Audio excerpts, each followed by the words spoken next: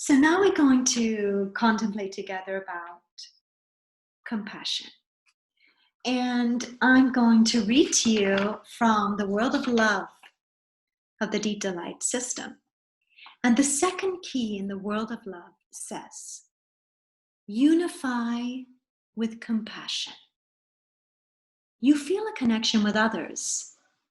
Your love is selective, although you can activate empathy for all creatures. The key is amplitude. Be conscious of the suffering and perceive the interdependence of all things. Send out warm feelings. Do you like that? I like it. I think that something is so fascinating about the dawning of transformation. We're not talking about a complete vision or complete transformation. We're talking about glimpses. We're talking about tastes.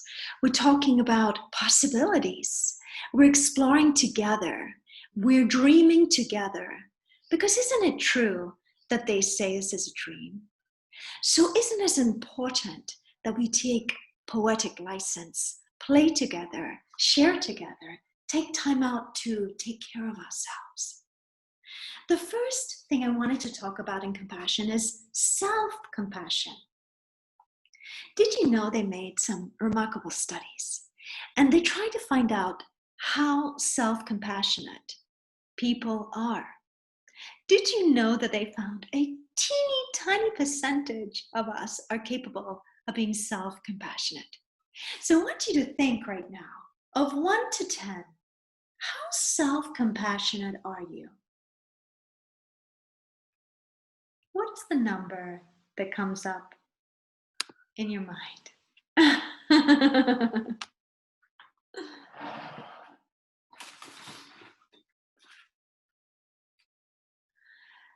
Remarkably low, isn't it? Which is crazy. We live with ourselves all the time, every day, our whole lives. So you would think by now at our young ages, let's say young ages, that we should have developed self-compassion.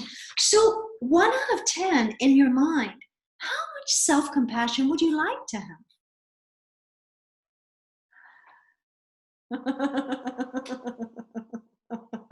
That's right.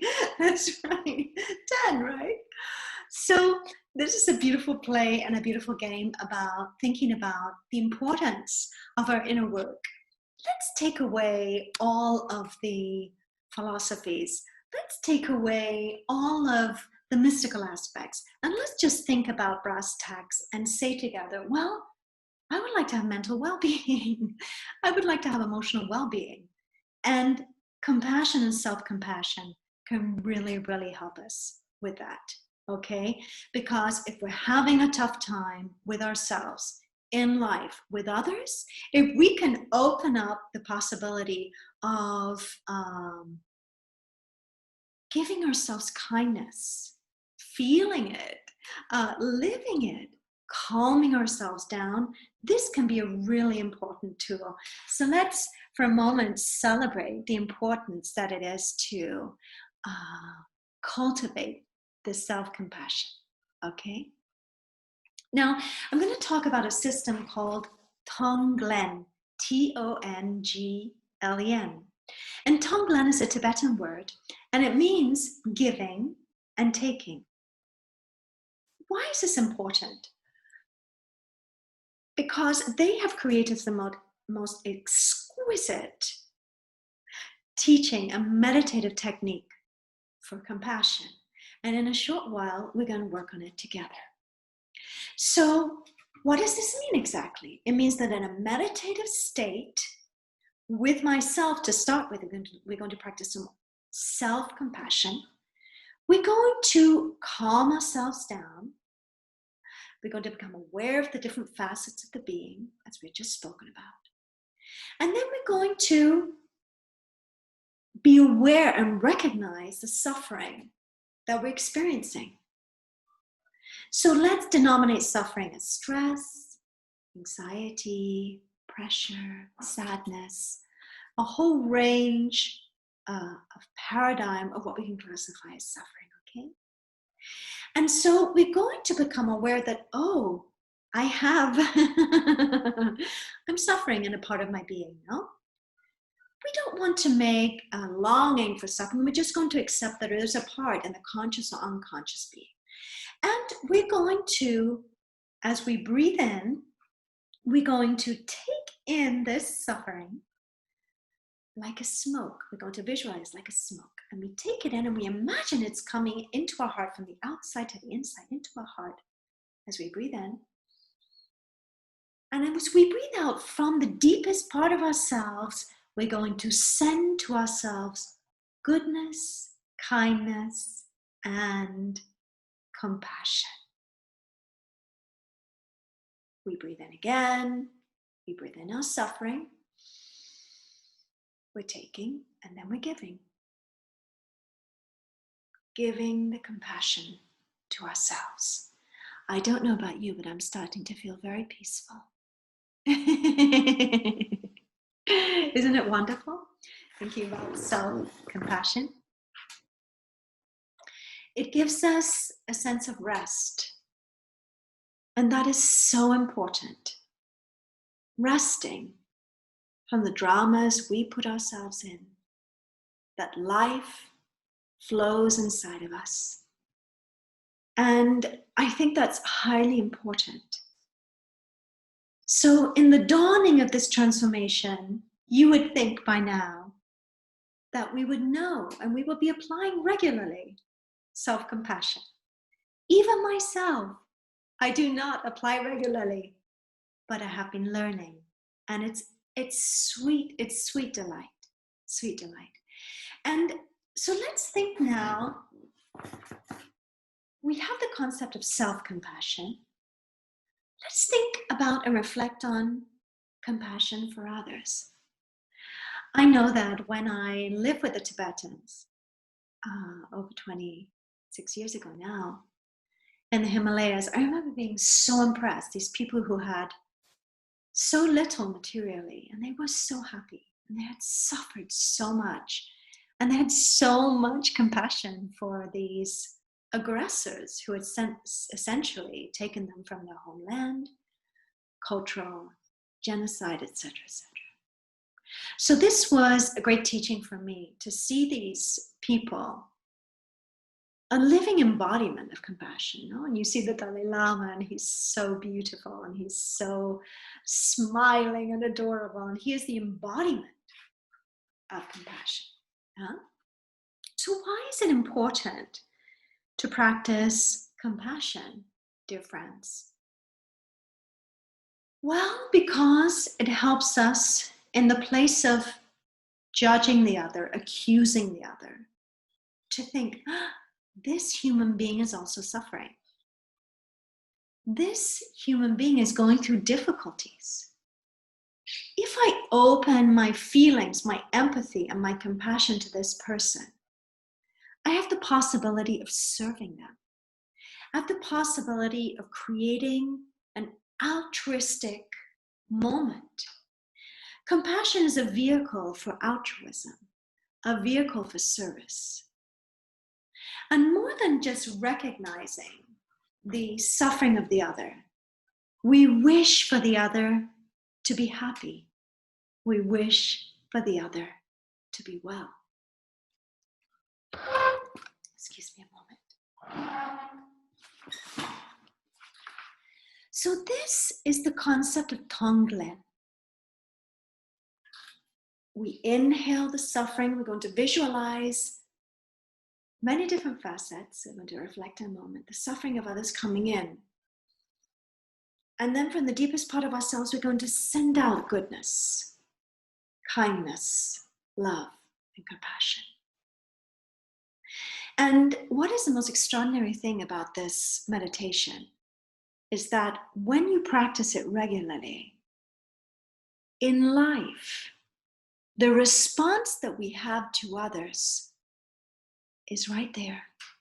It's compassionate. I don't look to react to the other person, even though it may be an unjust an unjust situation. Maybe the other person is being intolerable. Maybe I'm being intolerable.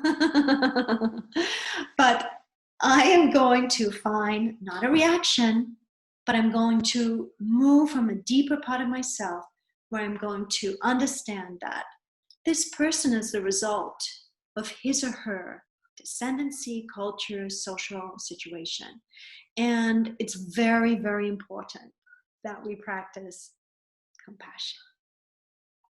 There's a beautiful book that I'm reading right now. It's called Integral Meditation by Ken Wilber.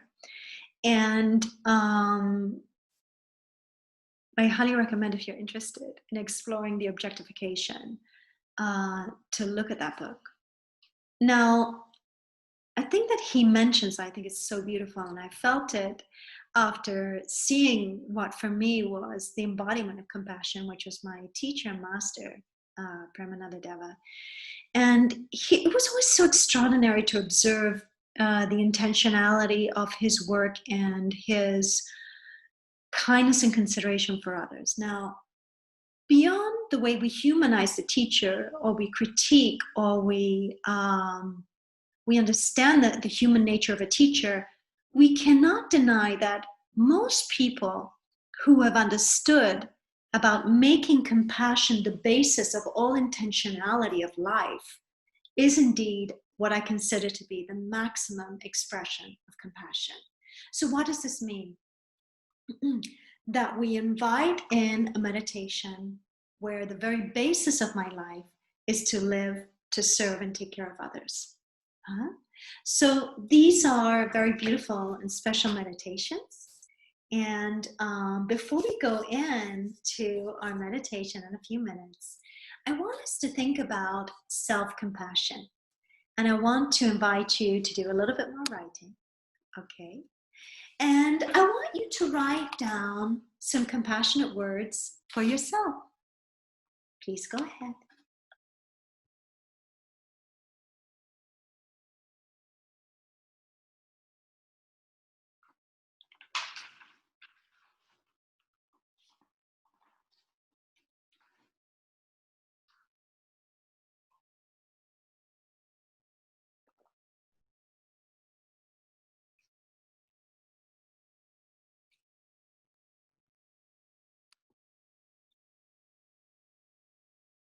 Great.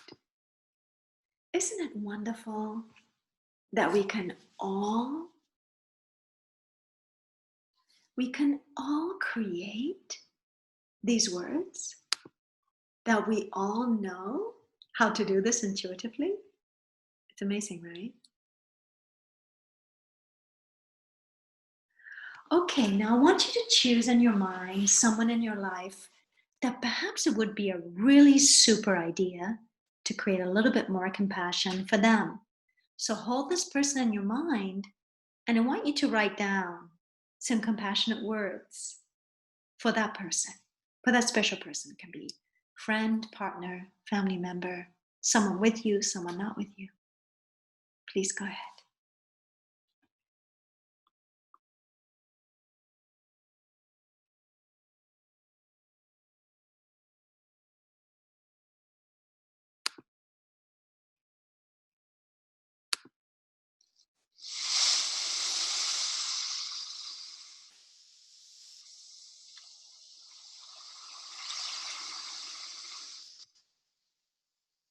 Okay. It's a nice exercise, isn't it? Yeah. Okay. The last little exercise before we go into our delicious meditation together. Someone who has been difficult for you.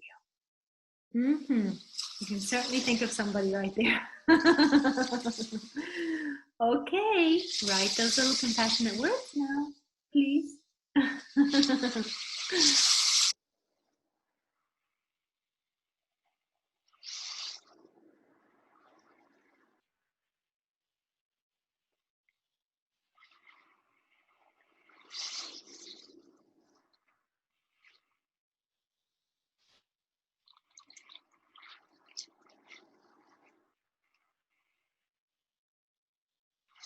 Thank you so much. That's wonderful.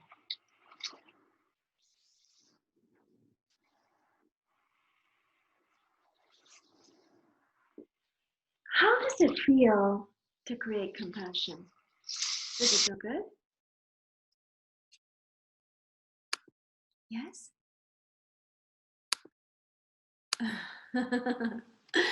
Okay.